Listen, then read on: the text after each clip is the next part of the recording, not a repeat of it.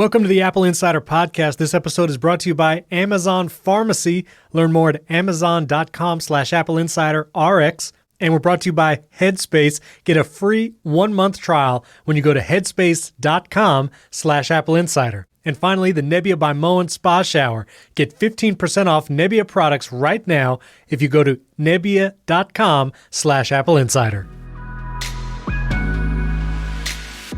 Welcome to the Apple Insider Podcast. This is your host, Stephen Robles, and joining me this week is my Apple Fitness Plus partner in crime from across the pond, William Gallagher. Right, I was going to ask, is it too late to say Happy New Year? But after that Apple Fitness dig, no, forget it. Hello, that's all you get. Well, I'll say Happy New Year to you, and we're friends on activity. But I've not been following it. I will admit fully here on the podcast, I've done Apple Fitness Plus. You can count on one hand the amount of times I've done it this year. It's not been very much. How about you? Okay, you can count on two fingers. 2 fingers. Okay, that's more than one. That's pretty good. For very good reasons, I have been much more active so far this year. I've been filling out those exercise circles, and I will not waste an exercise circle by doing more than it said. It's not the target, it's the limit. Now, by more activity, is it like rolling the chair around the office, or is there something else you're doing here? I am sure. How could you accuse me of? I found a way to cheat, would you believe? But do I share it with you or not? You can keep it a mystery. I won't press you. Okay, it might involve a local dog running around, but that's another thing. Okay. Very good, very good. Well, nice to have you for this episode in 2021. So let's touch on some of the news. You know, this past week, Tim Cook actually said on CBS on the morning show that he had a big announcement coming. They announced what Apple is going to be doing in regards to racial equality and justice, what they're going to be investing in, some new initiatives. And so I'll touch on a couple key points. William had the article, and so I'll let him go into a little more details, but they're contributing $25 million to create a Propel Center in conjunction with Southern Company. That's going to be in Atlanta University Center, a 50,000 square foot space for learning, labs, and lecture halls. They're also going to open an Apple Developer Academy in Detroit. This is the first time a company has created a training center in collaboration with Michigan State University. They're hoping for 1,000 students annually. And they're also investing $10 million with New York's Harlem Capital, which aims to support 1,000 new companies over the next 2 decades, help entrepreneurs. And so these are awesome initiatives, and the renderings in the article of the buildings that they're contributing to. These are some beautiful buildings. So you had the article. Any more details you have on that? There's one detail I'm actually oddly not sure about, and I'm not able to find out from Apple yet, although we were asking. The $100 million that they're spending now, can't tell if it's on top of the $100 million that they pledged in, I think it was June 2020, or whether this is the fulfillment of that. But whichever it is, the thing that I like most about it is that none of it is one-off, donate to charity, take the kudos and run. It's all about starting things that are intended to run. The Developer Academy in Detroit, they're expecting to have get up to about 1,000 students every year. And it isn't for just 1 year, it isn't for 2, it's just, that's it. And as long as it keeps running. And also, actually, speaking of Detroit, the fact that they're opening that, but just before they open it, they are holding like a virtual passing out ceremony, I can't think of the right phrase, for the first cohort that went through its entrepreneur camp for Black founders and developers. It was started a few months ago, and it's come to fruition, and now they're on to other things. So I like this business of, these are important things, and we are in it for the long haul. That's what I do. Plus those renders of the Propel Center, they look amazing. You want to go there, don't you? Yes, I do. It does. It looks beautiful. So they'll link to show notes to this. It'll be the first one in those links, and you can check out the renderings. But very cool, and just awesome that Apple is contributing those things in various areas. Well, this week was also CES 2021. Andrew O'Hara at Apple Insider, I think he has like 100 hours of Zoom calls logged because that's what CES was this year. It was just all Zoom calls and press releases. And obviously a lot of devices were announced and a lot of accessories. Check out the HomeKit Insider episode coming Monday as we talk about a lot of the home stuff that was announced. There was actually a lot of devices there. But I want to touch on just 2 or 3 of the products that I really found interesting that was announced at CES. One, LG announced the first OLED 4K ultrafine display. And I'm going to talk about my experience with Ultrafine, because I actually have one now and a new desk setup I'm going to talk about in a few minutes. But LG announced its first OLED 4K Ultrafine display. So this display from LG is 31.5 inches, which is very similar to Apple's Pro Display XDR, which is 32 inches. So same physical dimensions, but this display from LG is 4K. Apple's Pro Display XDR is 6K. So if you're looking for that retina quality, high pixel density screen and a large screen size, this is not going to be competing with that Pro Display XDR just yet. But if you're good with 4K and you want to try out the new OLED technology, this one from LG looks pretty good. And I will say LG's displays are pretty nice, as I'll talk about in a moment. But that was interesting. Also, these were really cool. Anker unveiled a new accessory lineup. They have some MagSafe cases that they're going to be releasing and some MagSafe charging stands. But one of the cool things that they announced were these battery packs that will actually attach to the back of your iPhone 12 via MagSafe, and it can wirelessly charge your phone through that connection. And I thought that was really cool. I was wondering if someone was going to do this soon.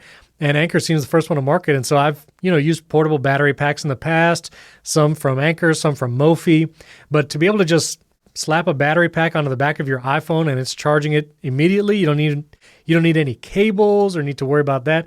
I thought that was pretty cool. So there's some interesting accessories there. I actually really fancy that. I was given for Christmas a MagSafe thing, and they're so satisfying. The sound as it goes on, the physical sound, yes. And then the note that Apple pays, they chose that well. It's really, you just like doing it. But yeah, a lot of Anker batteries and things. I have one right next to me that I rely on back in the days when we used to travel. So being able to do this. Oh, wait a minute, this is at CES. Nothing at CES ever actually comes out, does it, really? No, wait a minute. I mean, Anker's pretty reputable. I feel like that's this true. I trust them, yes. Yeah, this is it's not vaporware just yet. And then this last thing I want to talk about, Wes was excited about this. This thing looks really cool. Kensington announced the Studio Dock for iPad Pro and iPad Air, the new version of the Air. And this thing, it looks really sweet. So it basically looks like the stand for Apple's Pro Display XDR. It's like that nice aluminum-looking, clean-looking stand. And then what it has is a place for you to magnetically attach your iPad and connect it via the USB-C port. And then this stand has many other ports that are now available to the iPad. It also has a Qi charging pads for your phone and AirPods right at the base of the stand. But then on the back of this stand from Kensington, there's like USB-A ports, HDMI, if you want to connect a display, headphone jack, and then an Ethernet port as well. So if you use your iPad for work mainly, you really enjoy working from that. And Wes Hilliard, he was on the show last week, he works from iPad first. This thing looks really sweet. It's not available yet. You can go on the website. I'll put a link in show notes and you can sign up to be made notified when it is available. But it looks really sweet. You can also rotate an iPad horizontal and vertical on the Kensington stand. And so again, connecting it to an external monitor, plus all the other connections on the stand, looks pretty sweet. So, when I'm finally convinced to send my iPad Pro to you, William, I don't know, you might be interested in this. I was building up to asking you about that again, but yeah. But now it's in your head. I'm getting there. It's it is. Closer. Yes, you've gaslit me enough. Gaslit me enough, yes. Whichever one of those. But very cool device. And so again, you could sign up to be notified there. So I'll put links in show notes to those products. Again, a lot of stuff at CES announced, not available just yet. Some of their HomeKit products are available, like Vocal Link humidifier and things like that. Again, check out the HomeKit Insider episode Monday for some of those specific devices. And links in show notes to what I talked about just now. This episode is brought to you by Amazon Pharmacy. Listener, let me tell you, I literally order from Amazon all the time, especially during this time of pandemic and staying home. I think that Amazon Prime guy is at my house almost every day. And I did not know about this, but Amazon actually has an Amazon Pharmacy program where you can get your prescriptions and medications delivered directly to your door.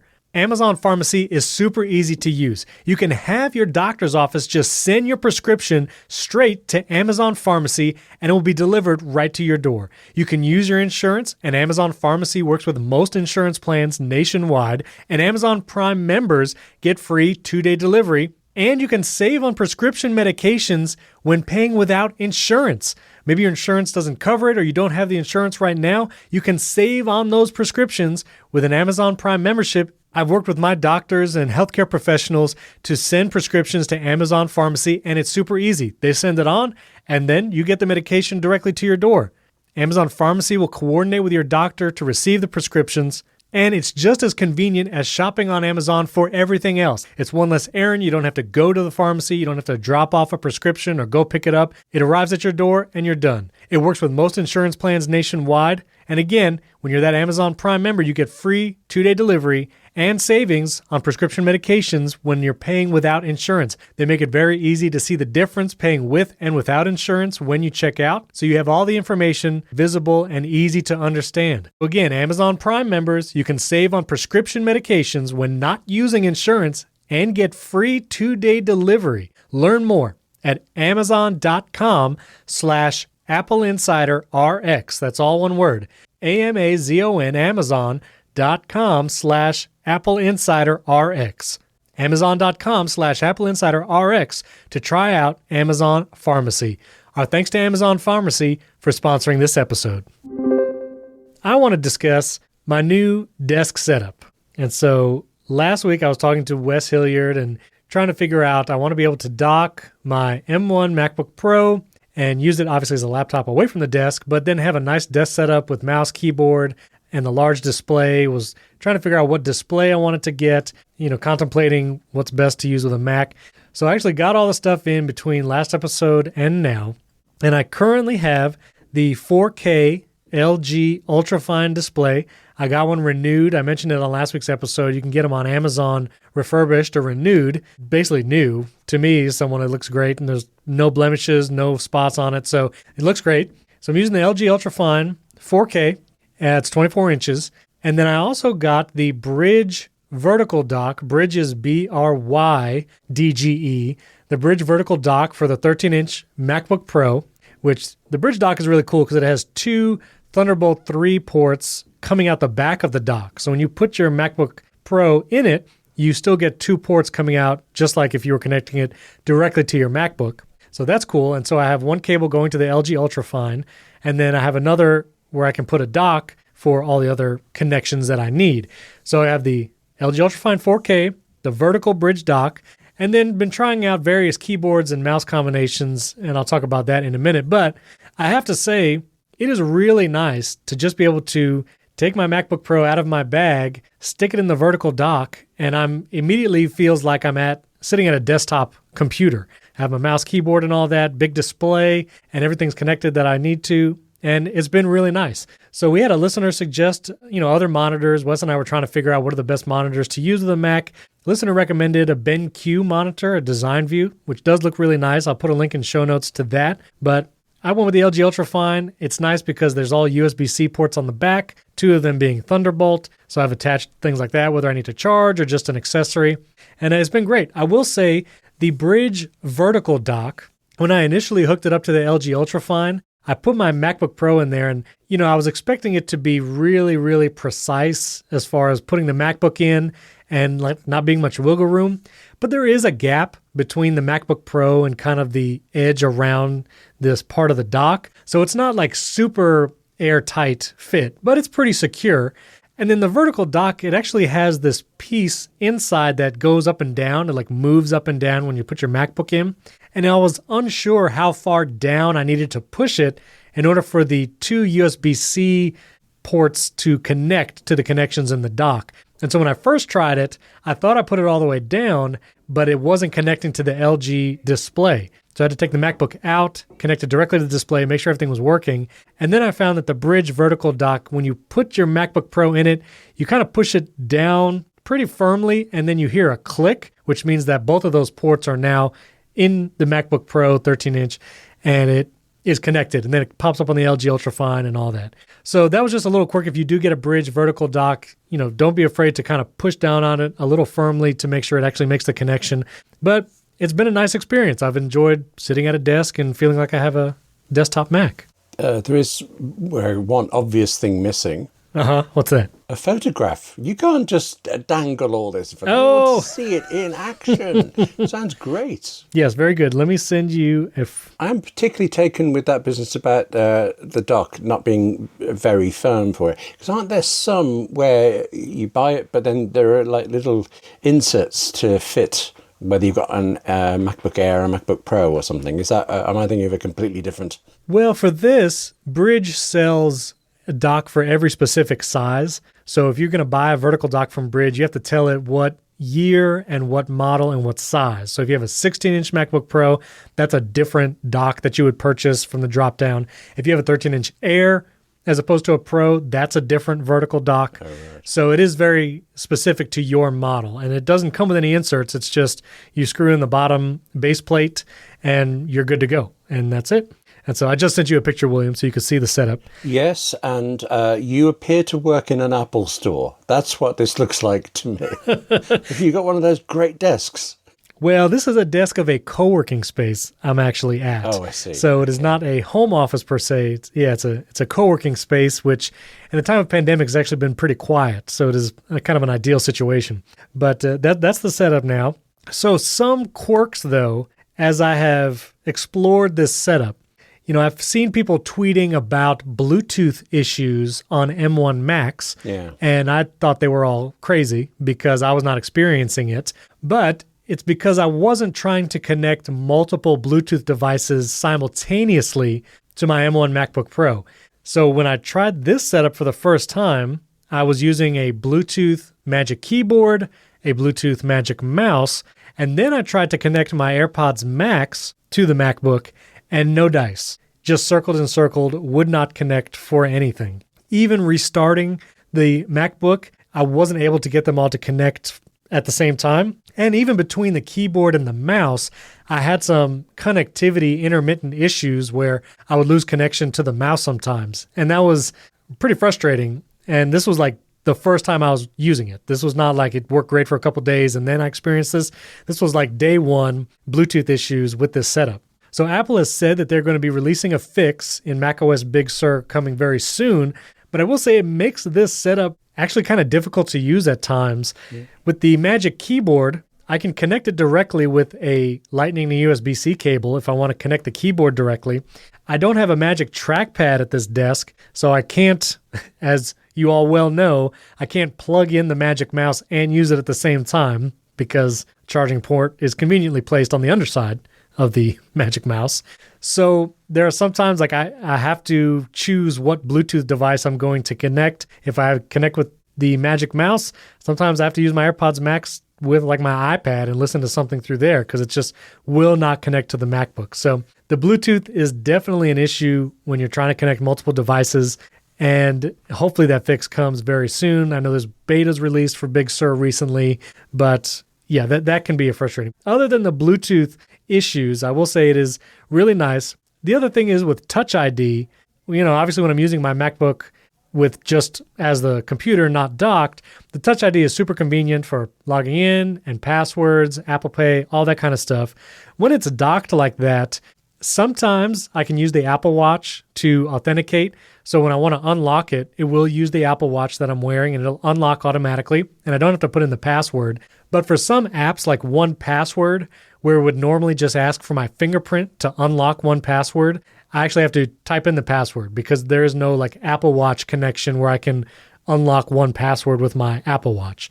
So, you know, you lose that Touch ID convenience in some situations. I would still love to see one day, I don't know if this is even possible, but a Magic Keyboard with Touch ID or some kind of authentication of where you can have that even with the lid closed and be able to use that on something like an iMac as well, if Face ID doesn't come first to that. So that's a little quirk there, but overall I like the setup and it's been working well. I'm kind of much more a software guy than a hardware one, but I visited an engineer once, does a keyboard thing, a really interesting guy, terribly interesting product, and he took me through it. I think actually he just gave me a sort of surface guide, but it felt like an in-depth guide to precisely how hard Bluetooth is to work and the standards that vary and all this. It came away thinking this is alchemy. It is why do we have to have this nonsense? How did it become this fragile thing? that is, because I have Bluetooth issues just randomly, and I'm wondering now if it's multiple devices, because I didn't know that was the M1 problem.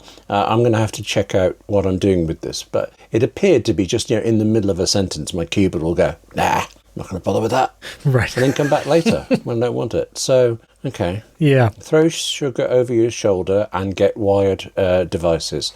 Okay, noted. Right. Yes, exactly. And that's, if I get a Magic Trackpad, I could use it, but I actually don't prefer the Magic Trackpad over the mouse when I'm using a desktop. Which do you prefer? You like the trackpad or you go with the mouse? The trackpad by an incredibly long way. I find mice really quite awkward to use. I get that you can be more precise, pixel for pixel clicking with the mouse, but even when I'm doing basic illustration work, I don't need it. I find the Magic Trackpad is just amazing. When I go to a Mac that has even an older trackpad, I miss it. Plus, I am a veteran of the hockey puck mouse. I used it on for one day at the BBC, and everybody was looking at me, waiting to... It was like this hot desk spare Mac, and all of the art department on this magazine were waiting for me to swear. So I used it, because, it was a rite of passage at this time, and I did, and it was horrible. So that put me off Mies 20 years ago, and then I found the trackpad about 10 years ago, and I just cannot go back to it at all. So I'll keep my trackpad, you keep the mouse, but we'll still do the deal about the iPad. You take the high road, I'll take the low road. No, but I like the trackpad a lot, and obviously I use it on my MacBook Pro. I love that trackpad. But I found sitting at a desk using a trackpad for an extended period of time, especially if I'm editing a video, I found like my hand, I don't know, I would have this tension in my hand trying to hold my hand above the trackpad constantly and only put my fingers down when I meant to. And it just, not carpal tunnel or RSI, maybe it was an RSI thing, but using the trackpad for an extended period of time, I just found it not comfortable for my hands. So it was more of a comfort thing. I do like how many multi-fingered gestures you get with the trackpad, 4 fingers, 3 fingers, and all that. And I use all those on my MacBook. But something about that video editing with a Magic Trackpad, it just didn't work for me. So that's why I'm sticking with the mice. No. Hang on a second. But you audio edit on an iPad, so you must be constantly touching and dragging there, and yet you don't feel that same tension. Well, it's all Apple Pencil on there. Oh, I see. Right, I just unthinkingly assumed it meant right. Okay, that's very swish. Sitting in a coffee shop, your artistic Apple Pencil at your hand, dabbing away at the screen and editing audio. That's right. That's the life, isn't it? I want to go back to doing that. Yes, it is nice, and that's this co-working space that I'm at. Again, because there's not many people around now, I do have the couches at my choice, and I could sit there and edit a podcast, and it's nice. And I look like an artist because I'm using a pencil, but I'm not. There you go. I'm editing a podcast. This episode is brought to you by Headspace. Well, we're in a new year, but it's looking like there's still some stressful events going on in our world today. And maybe you made a New Year's resolution to not watch the news as much, or to help you get de-stressed or not feel so overwhelmed. Well, let me tell you from personal experience that I highly recommend you try Headspace to add that mindfulness to your day and help relieve some of that stress you may be feeling. Headspace is your daily dose of mindfulness in the form of guided meditations in an easy-to-use app. And listen, if you're intimidated by the word meditation, let me tell you, I had not done it before until I used the Headspace app. One, it's an awesome app, beautifully designed, easy to use. It walks you through every step, and it eases you in, teaching you how to do it, and it has been incredibly valuable to my daily life. Headspace is one of the only meditation apps advancing the field of mindfulness and meditation through clinically validated research. So whatever your situation, Headspace can really help you feel better. If you feel overwhelmed, Headspace has a 3-minute SOS meditation for you. It's just 3 minutes. Super easy to do. Maybe you need help falling asleep. Well, Headspace has a wind down session that members swear by. And for parents, Headspace even has morning meditations you can do with your kids.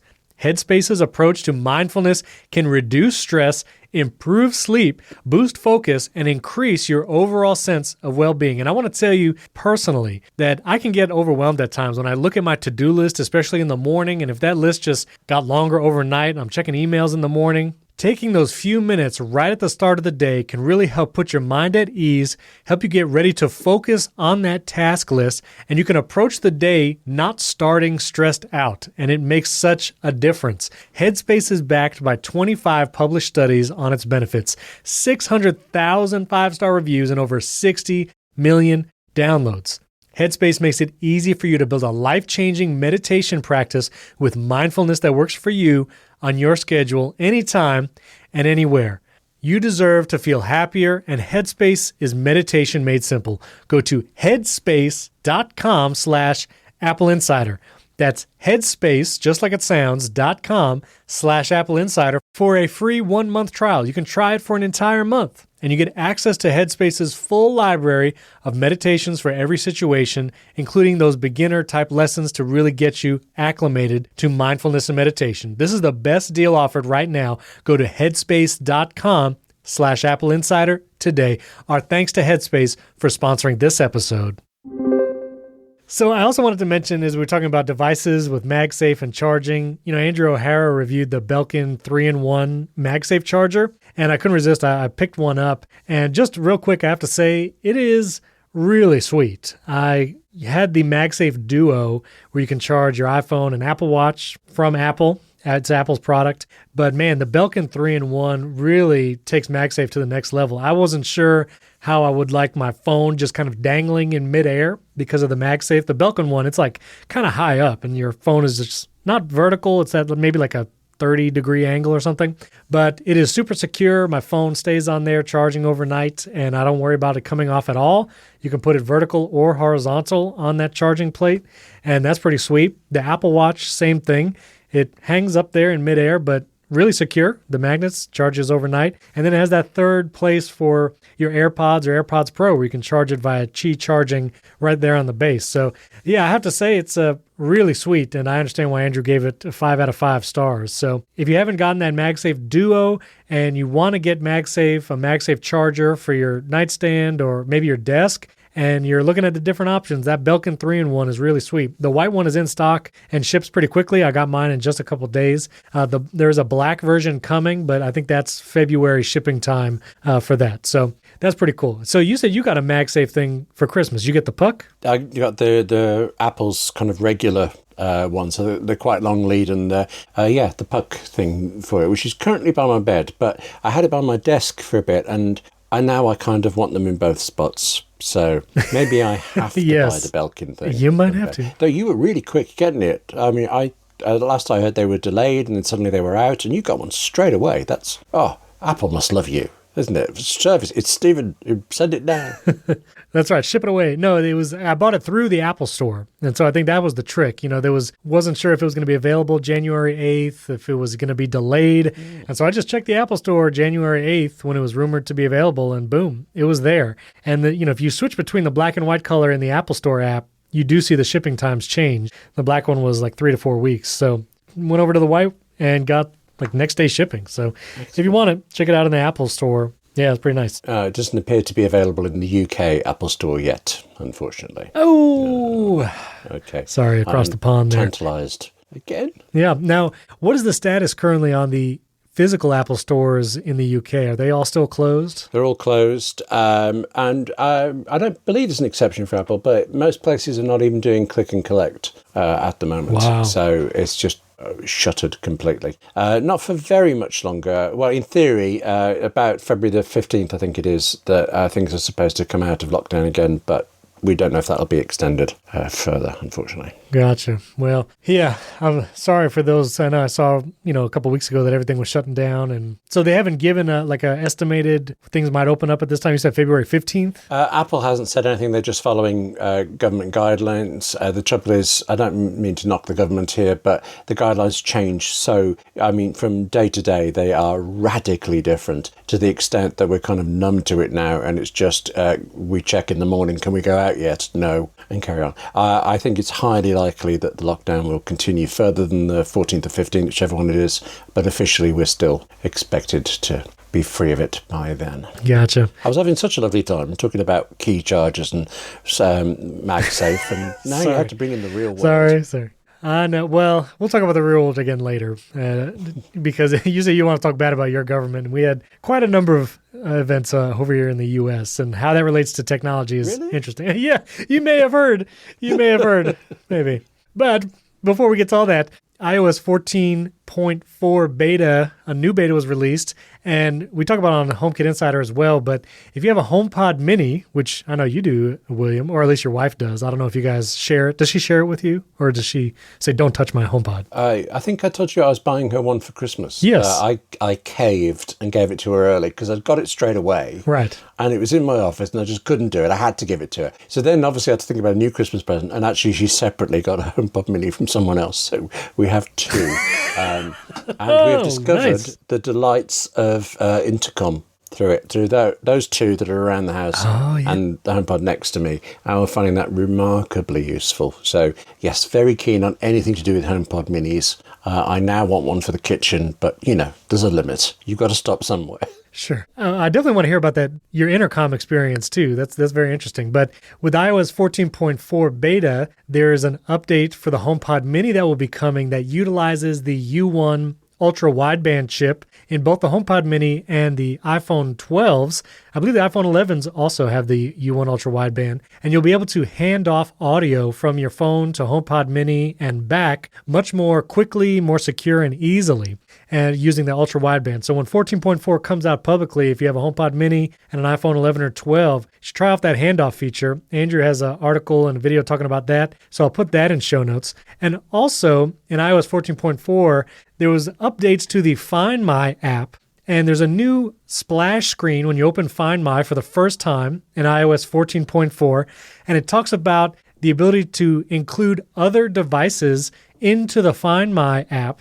And again, with the long-rumored and still waiting to hear about AirTags, there's actually a URL scheme that was discovered where if you put in like the Safari web browser on your iPhone and you type find my : /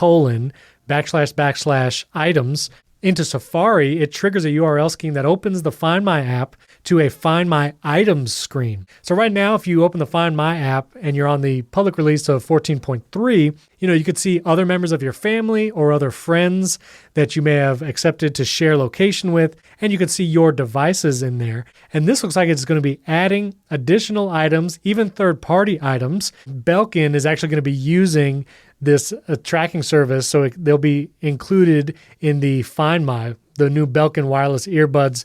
You'll be able to use it in the Find My app. So it really looks like this AirTags that one day will hopefully come out sometime soon, and so we can stop talking about when they're going to come or if they're going to come. But I find it interesting. I would look forward to having these kinds of devices. Maybe Tile could even integrate with this in 14.4, so you can see your Tile items in the Find My app. I think that'd be pretty cool. So you said you've been using intercom on your HomePod Minis, and I'm curious, how has that experience been? What is your starting phrase for when you're wanting to send a message from HomePod Mini to HomePod Mini, and how does it come across? How's that been working for you? I know there are ways to direct an intercom to a particular HomePod Mini, but I can never remember what that is. So I just say the magic words and then intercom and what I want. Or I tried it the one time I went outside, I had to go essential journey under lockdown. When I was coming back, I was using my wife has CarPlay, and I couldn't resist it. I tried intercom through that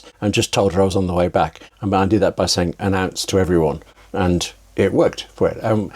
It's silly to think that we're not exactly in a big house, but the walls are pretty thick, so it's very handy to be able to just say the odd thing like the bath is ready or food's coming or whatever, right. And know that it's got there. We had a bit of an issue that I was trying to record something and I got an intercom announcement through the HomePod here. So I actually read a feature for an AppleInsider on how to stop that happening temporarily. Make your own do not disturb for HomePod or HomePod Mini. But other than that, it's been it's like it's become part of our normal existence very quickly. Wow. So yes, it's been remarkable. Considering that I couldn't stand the old walkie-talkie over watches for that reason, that it was forever interrupting when you're in places you really didn't want to be interrupted. I'm surprised I even tried intercom, but now that I have, utterly sold. Do you guys ever reply after an intercom is sent, and how do you do that? Oh, there's no point. Yes, we often do. I think what we do is, I know there is a direct reply function, but we just tend to say intercom again. Because although I suppose there are 3, HomePod and 2 HomePod minis, there's only 2 of us in the house for it, and our iPhones and things. If we just basically announce the reply and know that we'll get it. Gotcha. So yes, I should be doing a direct reply to whatever device has been sending it. Okay. You see, there's more to explore in this, and I'm already used to it as it is. Okay, thanks. I've only used it a couple times, but I don't know. I always forget exactly what to say. So I guess you kind of have to use it regularly to get used to it. So I might try that. I see the intercom option everywhere, even on my Apple Watch. If you open the Home app, you see that intercom thing at the top. So yeah, I might have to try that soon. I think it's interesting that I can't remember what you have to say, and neither can you. But in your case, it's because you haven't used it, and for mine, it's because it's become second nature. Right. I'm not using it enough, and I should change it. But yeah, definitely try it out and join us. You're right. I thought you could say like broadcast. So hey Dingus, broadcast, and then say something after that. Well, I know there's Hey Iris. That's say away. I'm going to say that rather than Dingus. Hey Iris. Hey Iris. Intercom. Or announce.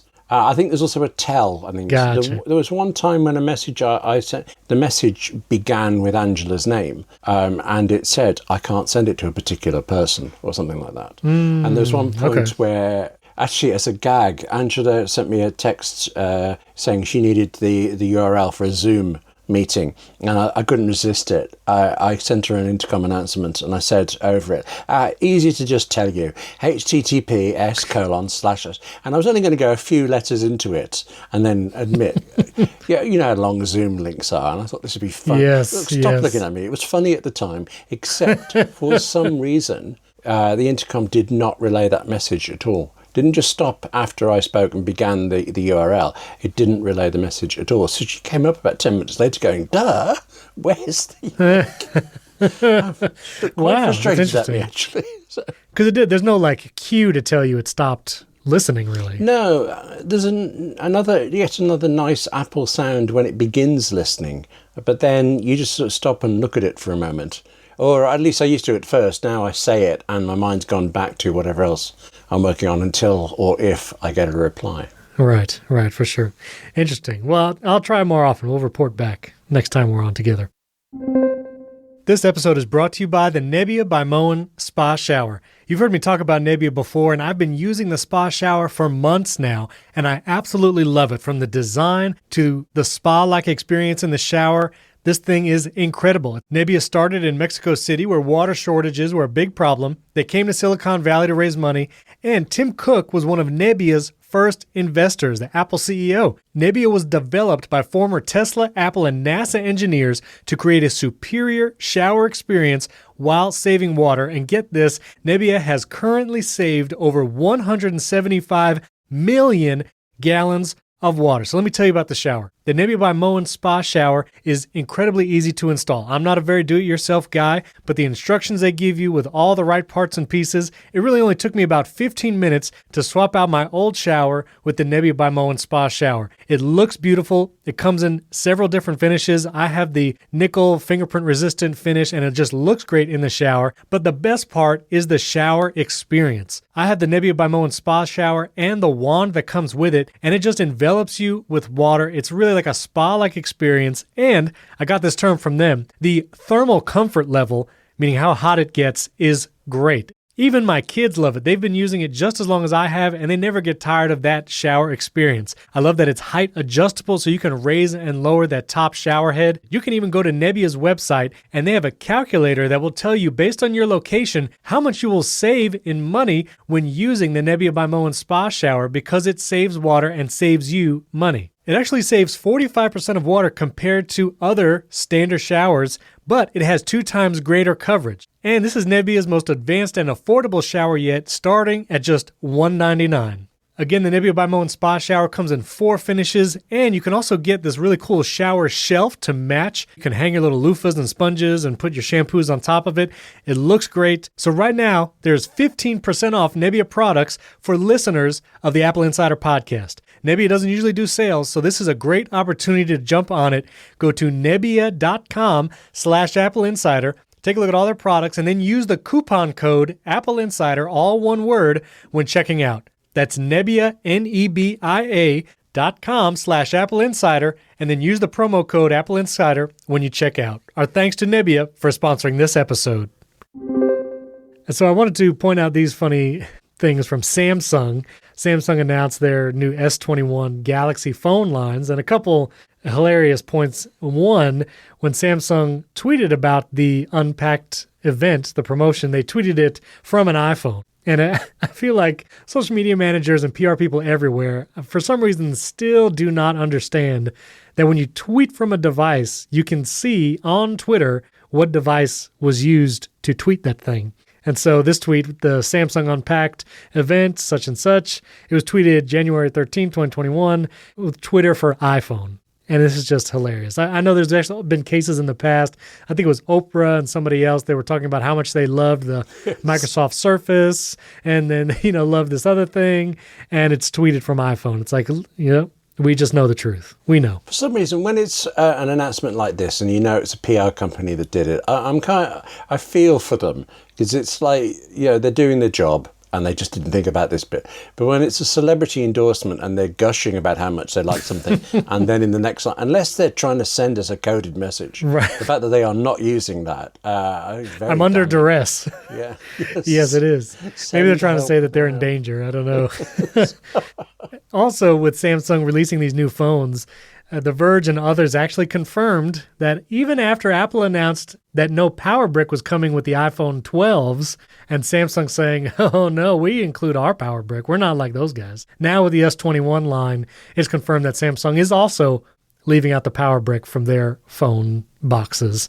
So again, just a hilarious... The sole thing that you could almost put a clock on how long it is between Samsung mocking and Samsung emulating, but where is Samsung TV Plus? That's the one thing I thought they also had the money to get into, and yet they were just leaving that one alone for now. Yeah, I mean, I'll be honest. I don't know. I don't want to see a Samsung Galaxy TV Plus content. I don't know what that would be. It would be all reality shows.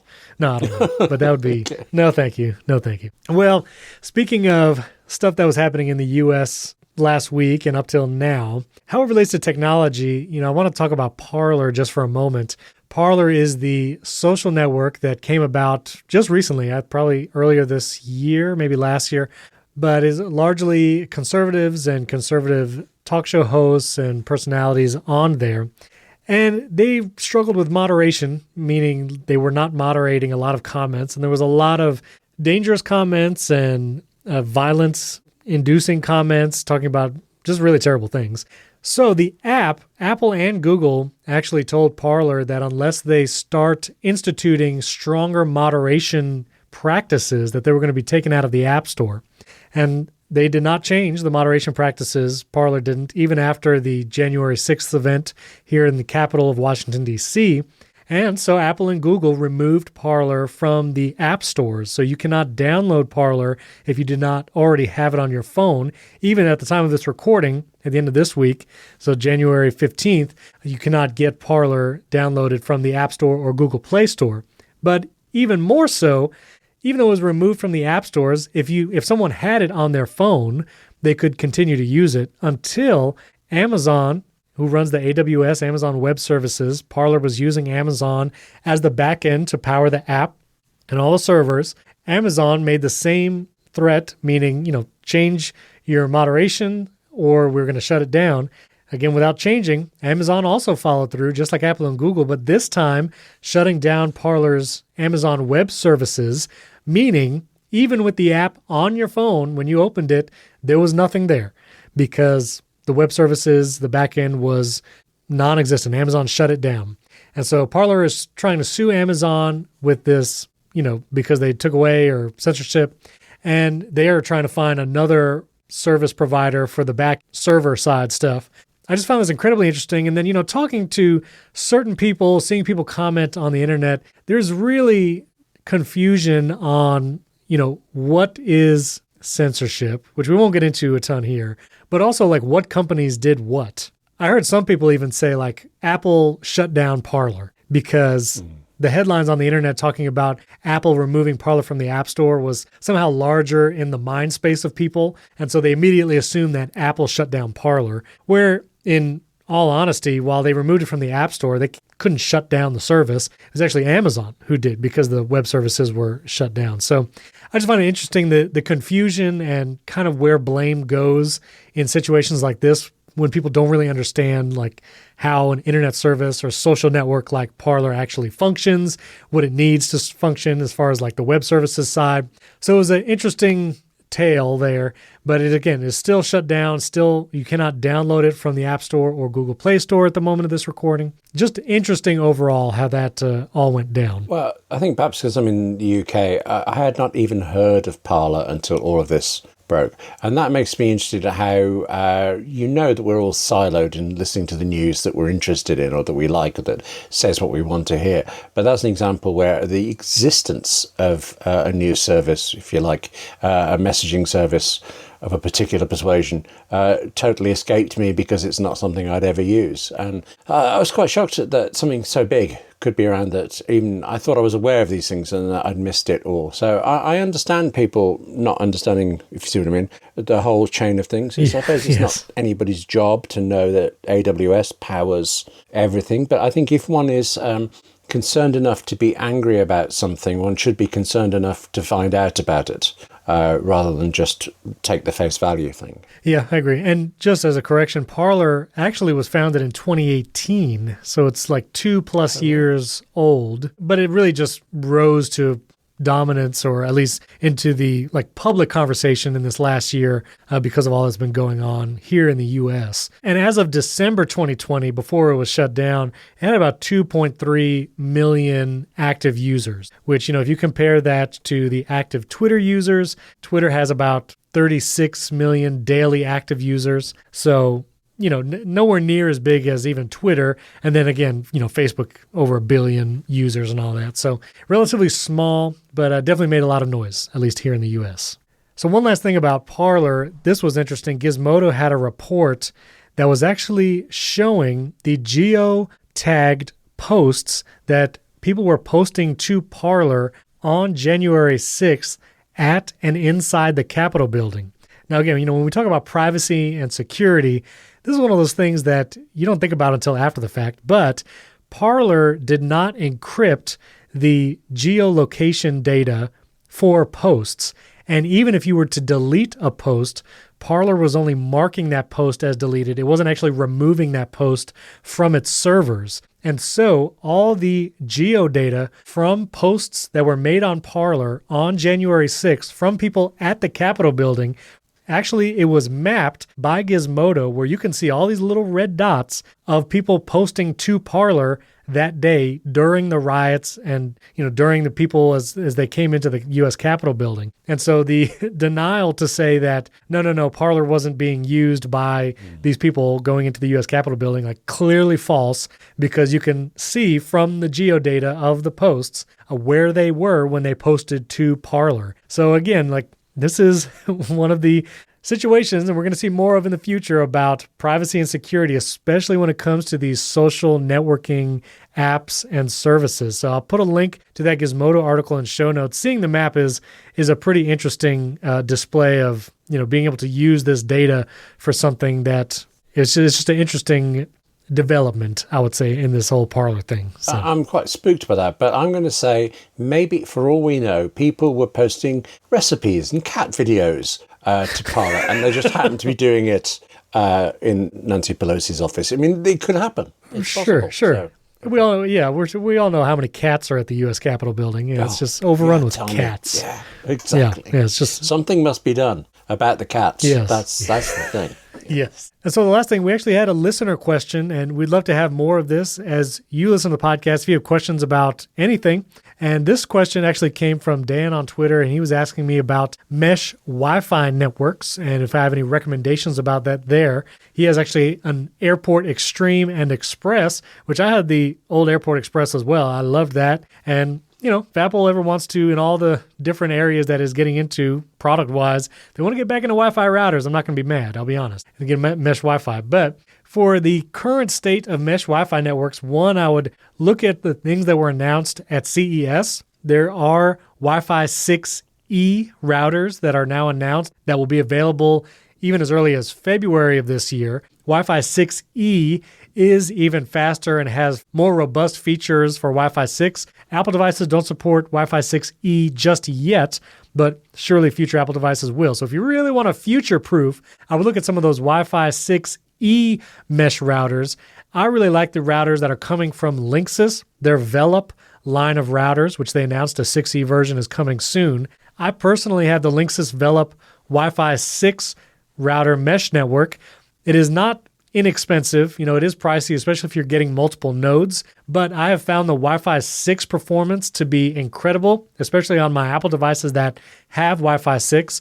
I get just as fast speeds wired to Ethernet as being Wi-Fi on my iPhone. So pretty incredible. But the Linksys Velop mesh network system is great. Also, the Netgear Orbi system has gotten really positive reviews. There is the Eero line, and I was really positive on Eero before it was bought by Amazon. Now that Eero is owned by Amazon, I'm a little more hesitant to recommend that as far as a privacy and security thing. But if you're also looking for HomeKit to be on routers, again, I go back to the Linksys Velop. They've brought HomeKit already to several of their mesh network router lines, and they've announced that it's going to be coming to more of their Velop routers. So if you want HomeKit in a router and you really want a great Wi-Fi mesh network, I do recommend the Linksys Velop system. Do you have a mesh network, or what do you use for Wi-Fi?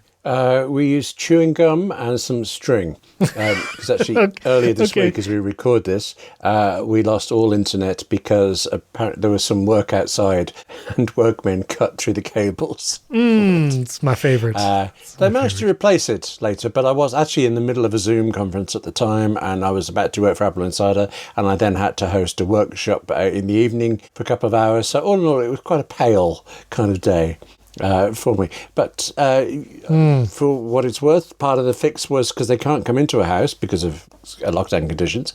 They passed a wire through with their test equipment on, and I had to crawl under our stairways to find our central phone point. Oh, my goodness. And as I was getting there, it was like a sitcom moment with just at comedically different intervals, something would drop down on my head. And I am convinced that Angela was behind me just giggling and letting go every now and again. Wow. But yeah, whatever it was I plugged in, it helped them confirm that it didn't work, and then they fixed it. Oh, my goodness. So that's it. I have actually genuinely today, I've been wondering whether mesh would help me, because even though they fixed that and Angela's work is fine, I'm further away from the router and I lost connection again. For a bit I had to tether for no apparent reason for a few minutes and things. So I've been wondering about ringing wires or meshing, and this makes me think that meshing might be. Is meshing the word? Is there a verb, meshing? Yeah. You can use that as a verb, meshing. Okay. And that's what I have. Like I don't have Ethernet run to my second mesh node, and it's like just totally wireless, just plugged into power. So, and I find the mesh really works well. Even if I'm far away from the node that's connected directly to Ethernet, I still get great speeds like far on the other side of the house. So yeah, highly recommend the mesh thing. Well, listeners, thanks for joining us this week. We would love to hear from you on Twitter. You can tweet at William Gallagher and myself. Our Twitter handles are in the show notes. We'd love to hear from you. Send us your questions, your comments. If you got some Apple setup, if you have a desk set up, if you're using some docking station like I talked about earlier, I would love to see it. You could tweet a picture at us. You can also email us. That link is in show notes as well. If you haven't yet, we would greatly appreciate a 5-star rating and review in Apple Podcasts. A couple of you did that this past week, and we really appreciate it. And don't forget to check out the HomeKit Insider podcast that comes out every Monday, and Apple Insider Daily, where you can get all the headlines from Apple in just 3 to 5 minutes every day. You can check out links in show notes to those podcasts as well. Thanks for joining us this week. We'll catch you next time.